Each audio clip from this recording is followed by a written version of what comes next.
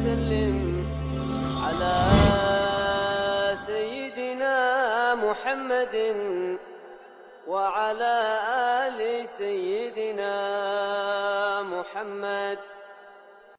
بسم الله الرحمن الرحيم. الحمد لله رب العالمين. اللهم صل وسلم على سيدنا محمد والآله وصحبه وسلم أجمعين. Assalamu alaikum wa rahmatullahi wa barakatuh.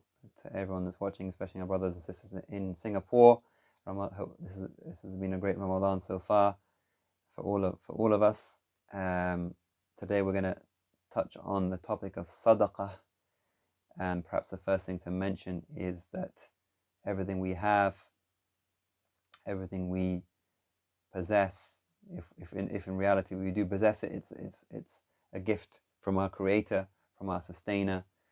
Our health, our wealth, our possessions, things we've been given are like a loan from Allah subhanahu wa ta'ala. We don't really own them. He is the Malik, He is the owner, and what we've been given is really there as a test to see how we use it, to see how we spend it, to see how we fare as guardians over it. So that's perhaps the first thing, and the word sadaqah is connected to the word sidq, the word for truth or truthfulness, and it's our giving and our charity is a sign of the truthfulness or the correctness, the soundness of our faith. And the Prophet says, "As-sadaqatu burhan," that charity is like a proof, is a proof. It's a proof of our faith that there is something more, that that our giving will be, what we give will be recognized by Allah subhanahu wa ta'ala and will have consequences. And also, the word sadaqah is also connected is connected to strength. That truth, the sidq, and is connected to strength. That what is true is strong, and will remain, and what is false will perish and will not remain. So there's a strength in that, and there's also strength when we give charity. The strength is given to there's a strengthening of our faith, and a strengthening and a support and assistance to the person who receives that charity. And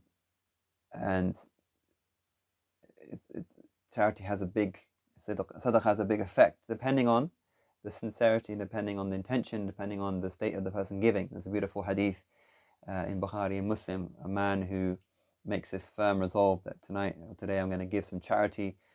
He makes that intention, and he gets some money together, and he goes out, and he just gives charity to the first person that he sees, basically. And it turns out that person is a thief, and the word goes around in the community, look at this fool, he's going to give charity, he's gone and given it to a thief, to some dishonest person. And the man said, alhamdulillah, I had an intention, I gave it, and so be it.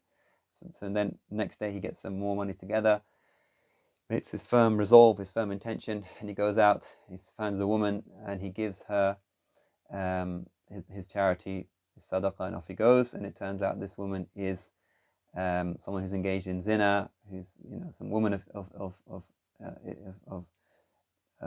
has a bad reputation. And again, the word goes around, this person is giving charity to this woman, and he doesn't even know who to give charity to. And he said, alhamdulillah, I gave my charity, and so be it. And then the third day he gets some more money, and he's made a firm resolve today, I'm going to give charity. And he goes off and finds someone who puts money in their hand, and that person turns out to be someone who's rich, who doesn't need any charity. And again, the gossip goes around. He doesn't. What a waste! He's gone out and given charity, and given it to someone who doesn't even need it.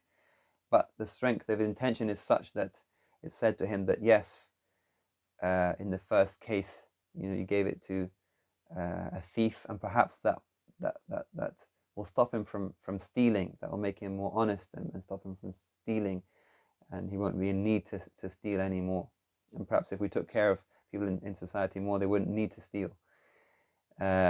And the woman that you gave to, that maybe that money will help support her and help her to leave that, to leave some of the bad things that she was doing, make her more upright. And perhaps the third person who is already rich, perhaps that'll be an encouragement for him to give charity. Perhaps he might have been rich, he might have been a bit miserly and not very generous with his wealth. So perhaps that charity will encourage him to give more generously. So we see in that beautiful hadith that it's the intention of the giver has an effect upon the receiver. Regardless of their state, the intention of the giver affects the state of the receiver, and that's one of the beautiful things about charity.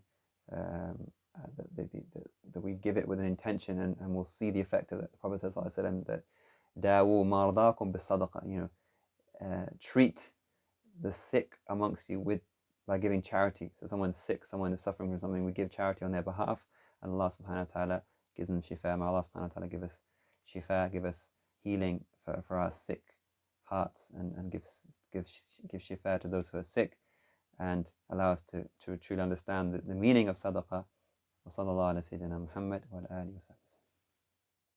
أنت الكريم وجودك المعهود يا بر يا صمد ويا مقصود بالباب قمت بذلتي مستشعرا منك السخاء وأنك المعبود.